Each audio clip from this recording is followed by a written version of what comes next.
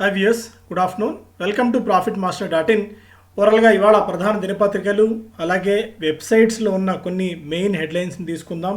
ఓవరాల్గా next week markets guidance ఎలా ఉండే అవకాశం ఉంది, నెక్స్ట్ వీక్ మార్కెట్స్ని ఏ అంశాలు ప్రభావితం చేయబోతున్నాయన్న అంశాలతో పాటు కొన్ని మేజర్ హెడ్లైన్స్ తెలుసుకున్న ప్రయత్నం చేద్దాం. ఇప్పుడు మనకు అమెరికన్ మార్కెట్స్లో చూస్తే యుఎస్ మనకి ఫైజర్ వ్యాక్సిన్ని ఆమోదించిన సంగతి మన అందరికీ తెలిసిందే. ఎమర్జెన్సీ యూస్ కోసం ఫైజర్ ఇచ్చిన వ్యాక్సిన్ని వాళ్ళ ఆమోదం తెలపడంతో పాటు ఆల్మోస్ట్ ఇమీడియట్గా ఒక $2.1 మిలియన్ వరకు ఇమీడియట్ డోసేజ్ ఇవ్వడానికి వాళ్ళు సుముఖత చూపిస్తున్నారు. అండ్ ఇప్పటికిప్పుడు ఇమీడియట్గా వాళ్ళు వ్యాక్సినేషన్ ప్రక్రియ కూడా మొదలుపెట్టారు. స్టేట్స్ కూడా ఇందుకు తగ్గట్టు సిద్ధమయ్యాయి. US states need more money for vaccinations, but Congress still stalled on relief. So US vaccination చేయాలంటే బాగా డబ్బులతో కూడుకున్న పని. ఎందుకంటే ప్రభుత్వమే ప్రజలతో ఏమాత్రం సంబంధం లేకుండా సిటిజన్స్ని ఇబ్బంది పెట్టకుండా వ్యాక్సిన్ ఉచితంగా ప్రభుత్వం ఇస్తున్న సంగతి మనందరికీ తెలిసిందే. సో అందుకోసం డబ్బులు వాళ్ళకి బాగా కావాలి. స్టిల్ కాంగ్రెస్లో మాత్రం కన్సెన్సస్ రాలేదు. ఈ డబ్బులకు సంబంధించి ఎస్పెషల్లీ ఈ వ్యాక్సిన్ ఒకటి డబ్బులు, అండ్ సెకండ్ ఈజ్ ఈ స్టిమ్యులస్ ప్యాకేజీకి సంబంధించి ఇంకా ఆందోళన జరుగుతున్న నేపథ్యంలో ఎలాంటి గైడెన్స్ ఇంకా మన కాంగ్రెస్ నుంచి అయితే రాలేదు. సో ఇదొక మేజర్ అంశంగా ఉంది. కాకపోతే ఇప్పుడున్న దీని ప్రకారం చూస్తే దాదాపు 3 లక్షల మంది అమెరికన్లు ఈ కోవిడ్ బారిన పడి మరణించిన సంగతి మా అందరికీ తెలిసిందే. ఎట్టకేలకు నిన్న ఫైజర్ బయోఎన్టెక్ రూపొందించిన కరోనా వైరస్ వ్యాక్సిన్ని అత్యవసర అవసరాల కోసం యుఎస్ FDA నిన్న ఆమోదం తెలపడం మనం చూస్తున్నాము. డొనాల్డ్ ట్రంప్ దీన్ని ఒక మెడికల్ మిరాకిల్గా చెప్తున్నారు. ఈ వైరస్ చైనాలో పుట్టి ఉండొచ్చు కానీ బట్ అమెరికాలో ఎండ్ అవుతుంది, అంతటి స్థాయికి మేము కష్టపడ్డామని చెప్పి డొనాల్డ్ ట్రంప్ చెప్తారు. ఒకసారి ఆయన ఏమన్నారో బ్రీఫ్గా విందాం. We have now achieved that goal. The United States is the first nation in the world to produce a verifiably safe and effective vaccine. Today's achievement is a reminder of America's unlimited potential when we have the will and the courage to pursue ambitious goals. As I've said from the beginning, a vaccine will vanquish the virus and return life back to normal. The pandemic may have begun in China, but we are ending it right here in America. Operation Warp Speed is the greatest medical manufacturing endeavor in American history. We are deeply grateful to every person who has worked round the clock on this monumental national project to save lives. Thank you all for your tremendous gifts to humanity.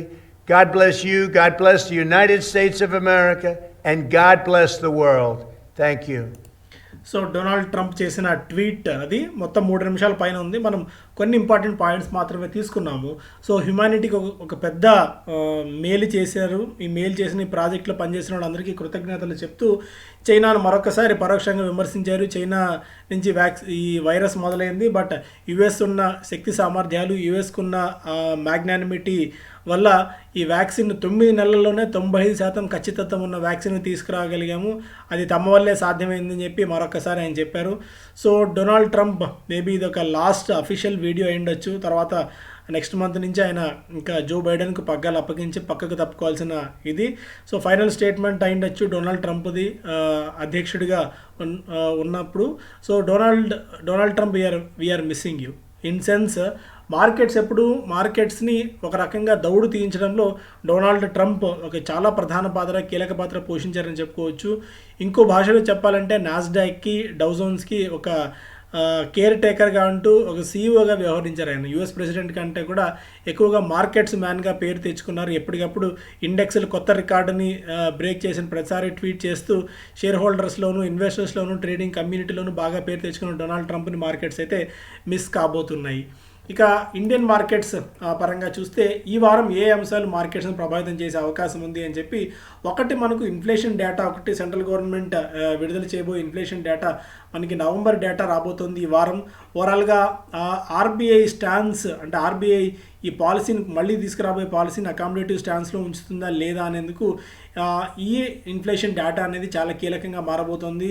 దీన్ని బట్టి reserve bank of India వడ్డీ రేట్లను స్థిరంగా ఇక్కడే ఉంచుతుందా లేకుంటే మళ్ళీ ఏదైనా reverse చేసి పెంచే ప్రమాదం ఉంటుందా, ఈ అంశాలు కూడా మనం గమనించాల్సిన అవసరం ఈ టైంలో కనిపిస్తుంది. No deal Brexit. London and Brussels face a make or break decision on an elusive trade agreement on Sunday.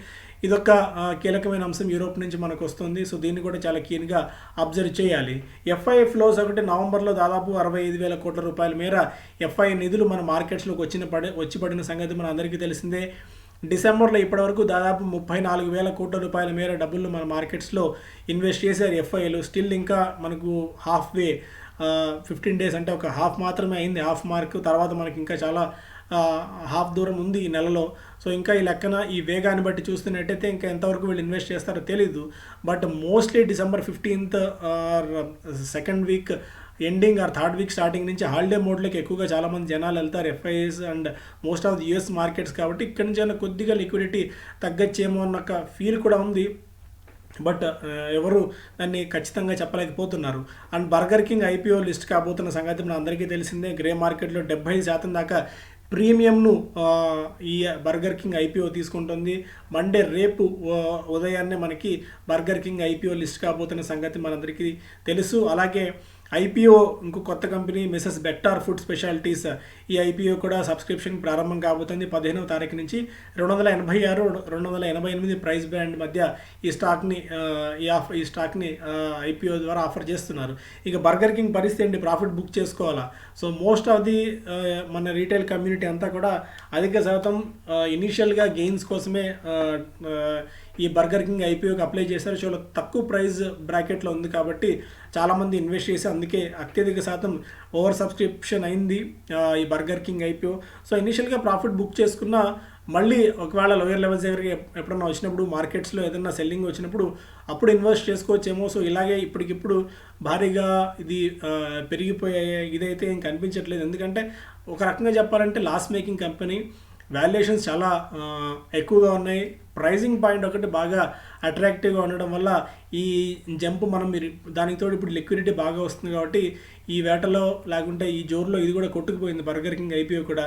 So నేనైతే ప్రాఫిట్ బుక్ చేసుకొని మళ్ళీ ఒకవేళ ఏమైనా డిప్స్ వచ్చినప్పుడు ఎంటర్ అవుతాను. కాకపోతే ఒకేసారి ప్రాఫిట్ బుక్ చేసుకోవాలా లేదు 1 or 2 డేస్ ఆగి బుక్ చేసుకోవాలంటే ఇంక డిపెండ్స్ మీ రిస్క్ ప్రొఫైల్ని బట్టి మీకు ఎక్కడ వరకు సంతృప్తి వస్తుందో అన్న దాన్ని బట్టి ఇక ప్రాఫిట్ బుకింగ్ అనేది మీ మీద ఆధారపడి ఉంటుంది. ఇక వ్యాక్సిన్ డెవలప్మెంట్కి సంబంధించి మోస్ట్ ఆఫ్ ది కంట్రీస్ ఇప్పటికే ఈ ఫైజర్ బయోఎన్టెక్ వ్యాక్సిన్ ఆమోదిస్తున్నాయి. ఇప్పటికే 5-6 దేశాల వరకు ఆమోదం తెలిపాయి.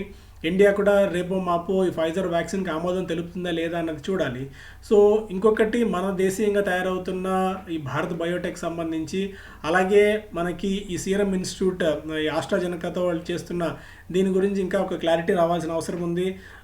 సో దాన్ని కూడా మార్కెట్స్ చాలా కీన్గా ఈ వారం అబ్జర్వ్ చేసే అవకాశం కనిపిస్తుంది. Second last point is US stimulus ఇంకా రాలేదు, దాని మీద ఇంకా చర్చలు నడుస్తూనే ఉన్నాయి. ఒకవేళ ఇందులో డిలే అయినా లేదంటే మార్కెట్ అనుకున్న దానికంటే తక్కువగా స్టిమ్యులస్ ఏదైనా వచ్చినా కూడా మార్కెట్స్ దీని మీద నెగిటివ్ ప్రభావాన్ని తీవ్రంగా చూపించే అవకాశం ఉంది కాబట్టి దీన్ని మనం దృష్టిలో ఉంచుకోవచ్చు. And retail loan showing some stress but no alarm bells at.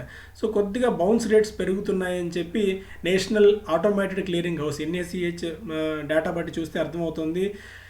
బౌన్స్లు అవుతున్నాయి అంటే ఇన్ సెన్స్ రీటైల్ లోన్స్లో అనుకున్నంత ఇది లేదు, కొద్దిగా కోవిడ్ ఎఫెక్ట్ బాగానే కనిపిస్తుంది అని దీన్ని బట్టి మనం మెల్లగా అర్థం చేసుకోవచ్చు. అయితే అంత ప్యానిక్ అవ్వాల్సిన అవసరం ఉందా అంటే అంత ప్యానిక్ అవ్వాల్సిన అవసరం ఉండకపోవచ్చేమో. బట్ రీసెంట్గా వచ్చిన మ్యాక్రో రిపోర్ట్ అదే చెప్తుంది, 2% నుంచి 4% వరకు రీటైల్ లోన్స్లో NPS పెరిగే అవకాశం ఉందని చెప్పి. ఎవరైతే బాగా అగ్రెసివ్గా లోన్స్ ఇచ్చి ఉంటారో, ఎవరైతే పెద్దగా అంటే సెక్యూరిటీస్ లేకుండా భారీ ఎత్తున లోన్స్ ఇచ్చి ఉంటారు అలాంటి కంపెనీస్కి ఎఫెక్ట్ ఉండొచ్చు. ముఖ్యంగా NBFCs లాంటి వాటికి అగ్రెసివ్గా లోన్ ఇచ్చిన వాటికి ఎఫెక్ట్ ఉండొచ్చు. కాబట్టి సో భారీ ఎత్తున లాంగ్ టర్మ్ కోసం NBFCsలో ఇన్వెస్ట్ చేసే ముందు, బ్యాంక్స్లో ఇన్వెస్ట్ చేసే ముందు అగ్రెసివ్గా బెటర్ దీని మీద ఒక క్లారిటీ వచ్చిన తర్వాత ఆలోచించడం మంచిది. ఇక టెస్లా స్టాక్ దాని వర్త్ $90 లేదంటే $780. సో ఇదొక ప్రశ్న మళ్ళీ యుఎస్ మార్కెట్స్లో కొంతమంది ఇన్వెస్టర్స్ని పట్టి పీడిస్తుంది. దీన్ని ఒక మామూలు ఆటోమొబైల్ కంపెనీగా చూడాలా, టెక్నాలజీ కంపెనీగా చూడాలా, లేకుంటే రెండు మిళితమైన ఒక ఫ్యూచర్ ప్రాస్పెక్టివ్ కంపెనీగా దీన్ని చూడాలా అనేది ఇంకా ఒక క్లారిటీ రావాల్సిన అవసరం కనిపిస్తుంది. సో ఎలాన్ మస్క్ చేస్తున్న ట్వీట్ల మీద, కంపెనీ భవిష్యత్ ప్రణాళికల మీద చాలా చర్చలు యుఎస్ మార్కెట్స్లో నడుస్తున్నాయి. ఎందుకంటే $90 ఎక్కడ, $780 ఎక్కడ. ఒక్క కంపెనీ ఏమో గోల్డ్మ్యాన్ సాక్స్ ఏమో $780 టార్గెట్ ఇచ్చింది, అదే JP Morgan Chase ఏమో $90 టార్గెట్ డౌన్ సైడ్ ఇచ్చింది. ఎక్కడ పొంతన లేదు. సో 10% ఆల్మోస్ట్ 10 to 13% కింద వైపు ఉంది, 100% పైన ఉంది. ఎందుకంటే 2 రిపోర్ట్స్ మధ్య ఆల్మోస్ట్ 85-90% టార్గెట్లో తేడా ఉంది కాబట్టి సో దీని మీద చాలా కీన్గా కూడా మనకి అబ్జర్వ్ చేస్తున్నారు. S&P 500లో కూడా ఈ మంత్లో నుంచి అది స్టాక్ ఎంటర్ కాబోతుంది. మనలో కూడా ఎస్పెషల్లీ చాలామంది ఇండియన్స్ కూడా టెస్లా స్టాక్లో ఇన్వెస్ట్ చేయడం మనందరికీ తెలిసే ఉండొచ్చు.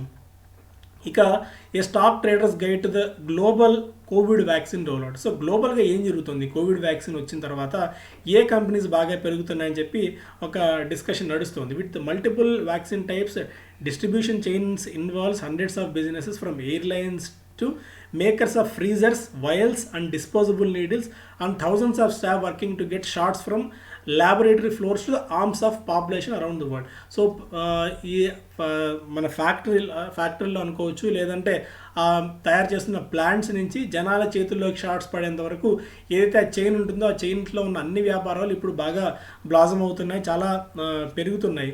The world has never seen such a distribution puzzle. It is called as the largest and the most complex logistical exercise ever అని కూడా దీనికి చెప్తున్నారు. ఎందుకంటే ఈ ఫైజర్ వ్యాక్సిన్కి దాదాపు -70 degrees దగ్గర ఈ వ్యాక్సిన్ని తీసుకొచ్చి జనాల దగ్గరికి ఇవ్వాల్సి ఉంటుంది. కాబట్టి ఈ అల్ట్రా చైన్ కోల్డ్ నెట్వర్క్ ఏర్పాటు చేయాల్సిన అవసరం ఉంటుంది ఈ టైంలో. ఒకటి మనకి ఇంటర్నేషనల్ మార్కెట్స్లో ఏ స్టాక్స్ ఒక రకంగా పెరిగాయని చూస్తే all of the vaccine candidates require some degree of cooling. With Pfizer ఇంతకుముందు చెప్పుకున్నట్టు 70 degrees ఆర్ -94 degrees Fahrenheit దగ్గర ఉంది. And provision of cold storage facilities will be critical factors అని చెప్పి HSBC హోల్డింగ్స్ తన అంచనా ప్రకారం చెప్తోంది. అలాగే ఫ్రీజర్స్ తయారు చేస్తున్న కంపెనీస్కి చాలా హాట్ కేకుల్లాగా డిమాండ్ ఉంది. సౌత్ కొరియాలో ఒక ఫ్రీజర్ మేకింగ్ కంపెనీ దైహాన్ సైంటిఫిక్, అలాగే ఇషినియో బయోబేస్ అనే కంపెనీ ఇప్పటికే ఈ సంవత్సరంలో దాదాపు 350% దాకా స్టాక్స్ పెరిగాయని చెప్పి ఒక డేటా మనం చూస్తున్నాం. అలాగే surging Tuesday after the government announce it has secured 44 million doses తీసుకున్నామని చెప్పి ప్రభుత్వం చెప్పిన తర్వాత వీటిల్లో జంప్ చూసాం. అలాగే Japanese consumer electronics and freezer box maker twin bird Corp has sold almost 300% this year, while in India Snowman logistics ఇప్పటికే 52% దాకా పెరిగిందన్నది ఒక డేటా బట్టి చూస్తున్నాం.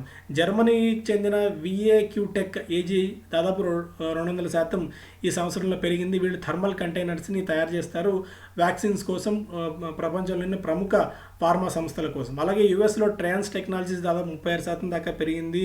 వీటితో పాటు డిస్ట్రిబ్యూషన్ కంపెనీస్కి అవసరమైన ఫెడెక్స్ లాంటివి, యునైటెడ్ పార్సల్ లాంటి స్టాక్స్లో కూడా చాలా స్ట్రాంగ్ జంప్ వచ్చింది. వీళ్ళు రెఫ్రిజిరేటెడ్ ట్రక్స్ని తయారు చేస్తుంటారు. ఎయిర్లైన్ కంపెనీస్కి డిమాండ్ ఉంది, ట్రక్స్కి డిమాండ్ కంపెనీ ఉంది. అండ్ యుఎస్ ఫార్మసీ, చాలా famous pharmacy CVS health group, వీటిలో కూడా చాలా స్ట్రాంగ్ జంప్ మనకు కనిపిస్తుంది. ఎందుకంటే వీళ్ళు అక్కడ రీటైల్ రేంజ్లో మందులు సరఫరా చేయాల్సి ఉంటుంది కాబట్టి both stocks are up to 20%. So ఈ లెక్క మనం చూసుకున్నట్టయితే పై నుంచి కింది వరకు ఈ వాల్యూ చైన్లో ఏవైతే ఉంటాయో ఆ కంపెనీస్ అన్నీ ప్రాఫిట్ అయ్యే అవకాశం ఉంది, బెనిఫిట్ అయ్యే అవకాశం ఉంటుంది. కాబట్టి సో వీటిని మనం కన్సిడరేషన్లోకి తీసుకోవచ్చు.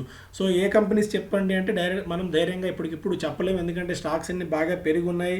స్టిల్ అపోలో హాస్పిటల్స్ మాత్రం చాలా స్ట్రాంగ్గా చెప్తుంది. రోజుకు 10 లక్షల మంది వరకు వ్యాక్సిన్ వేయగల సామర్థ్యం తమ కంపెనీకి ఉంది, తమ హాస్పిటల్కి ఉంది. ఇప్పటికే ఇందుకు తగ్గట్టు ఓవరాల్గా సిబ్బందిని అంతా కూడా ట్రైన్ చేసి ఉంచామని. సో మేబీ అలాంటి కంపెనీస్ని ఏమన్నా లాంగ్ టర్మ్ కోసం కన్సిడర్ చేసుకోవచ్చేమో, but it's just pure speculation activity. So ఈ స్పెక్యులేషన్లో లాభాలు రావచ్చు, నష్టపోవచ్చు, ఎదురు దెబ్బలు తగలచ్చు.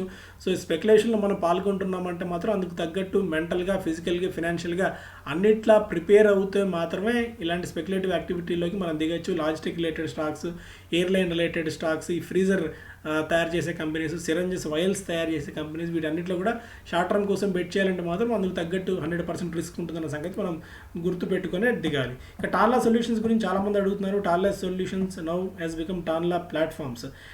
సో స్టాక్ పెరుగుతోంది. సో కొద్దిగా ప్రాఫిట్ బుకింగ్ మెల్లగా స్టాక్లో స్టార్ట్ అయినట్టు కనిపిస్తుంది. ఇంతకు ఏంటి కంపెనీ? హైదరాబాద్ బేస్డ్ కంపెనీ ఒక్కసారిగా ప్రపంచం దృష్టిని ఎందుకు ఆకర్షించింది? దాదాపు 905 రూపాయల వరకు 10th December వెళ్ళిన స్టాక్ మళ్ళీ లోయర్ సీలింగ్ పడుతుంది. ఈ లోయర్ సీలింగ్ ఎక్కడి దాకా రావచ్చు అన్నది చాలా మందిలో ఉన్న కంపెనీ. సో ఒకప్పుడు కేవలం ఒక SMS బేస్డ్, అంటే SMSలు ఆర్ కస్టమర్స్కి కాంటాక్ట్ అయ్యే ఒక చిన్న ప్లాట్ఫామ్ మాదిరి తయారైన కంపెనీ ఇప్పుడు గ్లోబల్గా కూడా ఒక పెద్ద ప్లాట్ఫామ్గా అయింది అని చెప్పి కంపెనీ చెప్తోంది. with a small group of mobile messaging efforts with base in Hyderabad, India to create a world class messaging service సంస్థగా ప్రపంచంలో ఎదిగాము. అలాగే లార్జెస్ట్ క్లౌడ్ కమ్యూనికేటింగ్ ప్రొవైడర్స్గా కూడా తాము ఎదిగామని చెప్పి టాన్లా చెప్తోంది. ఈ స్టాక్ దాదాపు 60 rupees. I have been tracking the stock from 35 rupees, 40, 60. తర్వాత ఆల్మోస్ట్ 300 రూపీస్, 290, 300 ఎగ్జిట్ అయిపోయాను. అది వేరే విషయం రీసెంట్గా. బట్ అక్కడి నుంచి కూడా స్టాక్ చాలా పెరిగింది. సో ఇలాంటి స్టాక్స్లో రిస్క్ కూడా అంతే ఉంటుంది. ఒకవేళ పడ్డం మొదలైతే అదే స్థాయిలో కూడా పడే ప్రమాదం కూడా ఉంది. బట్ కాకపోతే ఫండమెంటల్స్ పాయింట్ ఆఫ్ వ్యూలో చూసే ముందు టెక్నికల్స్ చూస్తే in this quarter so for the stock has rallied 200%. Post 300 rupees price volume breakout తర్వాత స్టాక్స్ చాలా స్ట్రాంగ్గా, ఎక్కడ అసలు ఎవరు పట్టుకోలేని విధంగా స్టాక్ రోజు 5% అప్పర్ సీలింగ్ పడుతూ వెళ్ళిన ఈ స్టాక్ ఇది ప్రస్తుతం ఓవర్బాట్ జోన్లో ఉంది. ఇక్కడ ప్రాఫిట్ బుకింగ్ని పూర్తిగా కొట్టి పారేయలేము 820 లెవెల్స్ దగ్గర అని చెప్పి. 820 బిలో వచ్చిందంటే స్టాక్ పూర్తి స్థాయిలో ప్రాఫిట్ బుకింగ్ రావచ్చు అని చెప్పి స్ట్రీట్ ఎక్స్పెక్ట్ చేస్తుంది టాన్లా సొల్యూషన్కి సంబంధించి. ఒకవేళ 820 పైన స్థిరంగా అలాగే కొనసాగితే మళ్ళీ 1000 రూపాయల నుంచి 1065 రూపాయల వరకు స్టాక్ వెళ్ళే అవకాశం ఉందన్నది టెక్నికల్ అనలిస్టులు టాన్లా సొల్యూషన్స్ గురించి చెప్తున్న అంశం. ఇక స్క్రీనర్లో ఒకసారి మనం చూస్తే కంపెనీ డెట్ తగ్గించుకుంది. అన్నిటికంటే ముఖ్యంగా ప్రమోటర్ స్టేక్ పెంచుకున్నారు. ఒక 5% వరకు ప్రమోటర్స్ ఈ కంపెనీలో స్టేక్ పెంచుకున్నారు. బట్ స్టిల్ ప్రమోటర్ హోల్డింగ్ బాగా తక్కువ ఉంది. 35%, 39-40% మాత్రమే ప్రమోటర్కి కంపెనీలో స్టేక్ ఉందంటే ఇది కొద్దిగా కాస్త ఆలోచించాల్సిన ఆందోళన ఇన్ సెన్స్ ప్రమోటర్కి ఎంత ఎక్కువ ఉంటే కంపెనీలో అంత ప్రయోజనకరంగా ఉంటుంది. బట్ 40% మాత్రమే ఉంది. But still it's a good holding and it's a face value of 1 rupee stock. దీన్ని మనం దృష్టిలో పెట్టుకోవాలి. దాదాపు 9,000-10,000 రూపాయల దాకా వాల్యుయేషన్ దీనికి ఉంది అని మనం గుర్తుపెట్టుకోవాలి. కొంతమంది యాపిల్ ఇండియాతో పోలుస్తున్నారు. యాపిల్ ఇండియాకి దీనికి డైరెక్ట్గా సంబంధం ఉందైతే నేను అనుకోను. వాళ్ళది పూర్తి ఒక డిఫరెంట్ బిజినెస్ మోడల్, వీళ్ళది ఒక డిఫరెంట్ పూర్తి బిజినెస్ మోడల్. 2 మోడల్స్ మనం కంపేర్ చేయలేం. వాళ్ళు మార్కెటింగ్ చేసుకుంటూ కంటెంట్ని అమ్ముకునే పరిస్థితుల్లో యాడ్స్ చేసుకునే పనిలో వాళ్ళు ఉన్నారు. వీళ్ళు కస్టమర్స్ని ఎలా ఒక కంపెనీకి కస్టమర్కి కనెక్ట్ చేసేందుకు మధ్య ఒక వారధిలో ఉన్న కంపెనీ. క్లౌడ్ కంప్యూటింగ్ని, ఆర్టిఫిషియల్ ఇంటెలిజెన్స్ని బేస్ చేసుకొని కలిపే కంపెనీ ఇది. అండ్ సేల్స్ పరంగా చూసినా కూడా మంచి ఇంప్రూవ్మెంట్ కనిపిస్తుంది. 539 to 583 crores సెప్టెంబర్ క్వార్టర్లో. మార్జిన్స్ కూడా ఆపరేటింగ్ మార్జిన్స్ ఆల్మోస్ట్ 7-8% ఉన్న మార్జిన్స్ 17% దాకా పెరిగాయి. ఇది ఒక గుడ్ పాయింట్ అని చెప్పుకోవచ్చు మనం. ఈపీఎస్ కూడా లాస్ట్ మనకి జూన్ నుంచే ఈపీఎస్ గ్రోత్ కూడా చాలా క్లియర్గా కనిపించింది. ఒక మాట అంటుంటారు బయట, మార్కెట్లు అనుకోవచ్చు, జనాలు అనుకోవచ్చు, అద్భుతాలు జరిగేటప్పుడు ఎవరు గుర్తించరు, అద్భుతం జరిగిన తర్వాత ఎవరు గుర్తించాల్సిన అవసరం లేదని. సో అద్భుతం జరిగింది, ఇప్పుడు గుర్తించినా దీనివల్ల ప్రయోజనం ఇప్పుడు కొత్తగా మనకు వచ్చే ప్రయోజనం లేదు. బట్ చాలామంది అడుగుతున్నారు ఫ్రెష్గా ఇన్వెస్ట్ చేయొచ్చని. ఫ్రెష్గా ఇన్వెస్ట్ చేసే పరిస్థితి అయితే ఇప్పుడున్న ఈ వాల్యుయేషన్స్, ఇంత పీక్ వాల్యుయేషన్స్లో, ఇంత పీక్ మార్కెట్ కండిషన్స్లో అయితే it's not advisable at all. So దీని టార్గెట్స్ ఎక్కడ వరకు కనిపిస్తుంది, ఎక్కడ వరకు వెళ్ళొచ్చు, ఇవన్నీ సెకండరీ ఇష్యూస్. సో కంపెనీ కన్సిస్టెంట్గా పర్ఫామ్ చేస్తూ ఉంటే ఎక్కడో చోట ఒక బ్రేక్ అయితే పడాలి. సో ఇట్లాగే పెరుగుతూ వెళ్ళిపోయే పరిస్థితి అయితే ఉండదు అంటిల్ అన్లెస్ ఫండమెంటల్స్ కనుక సపోర్ట్ చేయకుండా వెళ్ళినట్టయితే. సో సేల్స్ పరంగా డీసెంట్ సేల్స్ గ్రోత్ని ఆల్మోస్ట్ మనకి క్వార్టర్ ఆన్ క్వార్టర్ కనబరుస్తూ వస్తుంది.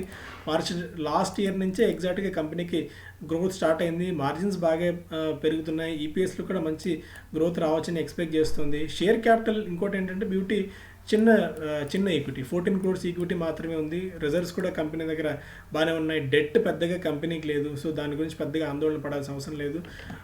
డిఏఎస్ అంటే డొమెస్టిక్ ఈ మధ్య కొద్దిగా ఇన్వెస్టర్స్ పెంచుకున్నారు. 16% దాకా డొమెస్టిక్ ఇన్స్టిట్యూషనల్ ఇన్వెస్టర్స్కి ఇందులో వాటా ఉంది. 40% దగ్గర ప్రమోటర్ దగ్గర ఉంటే మిగిలిన 15-16% మనకి డిఏఎస్ దగ్గర ఉంది. అంటే ఆల్మోస్ట్ 56-57% ఉంది. మిగిలింది రిటైలర్స్ దగ్గర ఉండడం మనం చూస్తున్నాం. అండ్ టాన్లా సొల్యూషన్స్ ఆల్రెడీ మనం డిస్కస్ చేసాం. మోస్ట్లీ అన్నీ ఒకే రేంజ్లో ఉంటాయి. సో ఇలా ఒక కంపెనీ అంటే స్క్రీనర్లో చూసి ప్రమోటర్స్ గురించి కానీ, లేదంటే ఈ క్యాష్ ఫ్లోస్ కూడా చాలా ఇంపార్టెంట్. ఈ క్యాష్ ఫ్లోస్ ఎట్లా చూడాలి, అండ్ రిజర్వ్స్, షేర్ క్యాపిటల్ ఎందుకు ఇంపార్టెంట్ అవుతుంది, రిజర్వ్స్ ఏంటి, ఓవరాల్గా కంపెనీని మనం ఆర్ఓసిఈ కానీ, ఆర్ఓఈ కానీ, పిఈ కానీ దీన్ని ఎలా చూడాలి, డెట్ ఎందుకు ప్రధానంగా చూడాలి, ప్రమోటర్ హోల్డింగ్, ఇలా చాలా అంశాలు మనకి వెరీ బేసిక్స్. సో ఈ బేసిక్స్ మనం తెలుసుకుంటే ఒక కంపెనీ ఐడెంటిఫై చేసే ముందు హోంవర్క్ చేసినట్టు అవుతుంది. సో అలాంటి హోంవర్క్ని మనం ఫండమెంటల్ అనాలిసిస్లో నేర్చుకుంటాం. సో ఫండమెంటల్ అనాలిసిస్ మనకి నెక్స్ట్ వీకెండ్ నుంచి ప్రారంభం కాబోతుంది. ఓవర్గా మల్టీ క్యాప్ మిడ్ క్యాప్లో మల్టీ బ్యాగ్స్ని ఎట్లా ఐడెంటిఫై చేయాలి, ఓవర్గా ఒక కంపెనీని డీప్ డౌన్ అనాలిసిస్ అంటాం కదా, ఒక బ్యాలెన్స్ షీట్స్ ఎలా చూడాలి, క్వార్టర్లీ రిజల్ట్స్ని ఎలా అనలైజ్ చేసుకోవాలి, ఒక సెక్టార్లో ఒక ఫార్మా సెక్టార్ ఉంది, ఒక ఐటీ సెక్టార్ ఉంది, ఆ కంపెనీలో ఉన్న వాటిలో బెస్ట్ కంపెనీ ఏది, దాన్ని ఎలా మనం గుర్తించాలి, ఇలా చాలా అంశాలు మనం ఈ ఫండమెంటల్ అనాలిసిస్లో నేర్చుకుంటాం. కాబట్టి I request each and every one very బేసిక్స్గా మార్కెట్లోకి ఎంటర్ అయిన వాళ్ళ దగ్గర నుంచి ఆల్రెడీ మార్కెట్లో ఉంటున్న వాళ్ళు లాంగ్ టర్మ్ హొరైజన్ దృష్టిలో పెట్టుకొని ఒక క్లియర్ పిక్చర్ మార్కెట్స్ గురించి తీసుకుందాం అనుకుంటున్న వాళ్ళు ప్రతి ఒక్కరూ ఈ ఫండమెంటల్ అనాలిసిస్లో పాల్గొనాలని చెప్పి నేను కోరుతున్నాను. So thank you so much. Have a great weekend.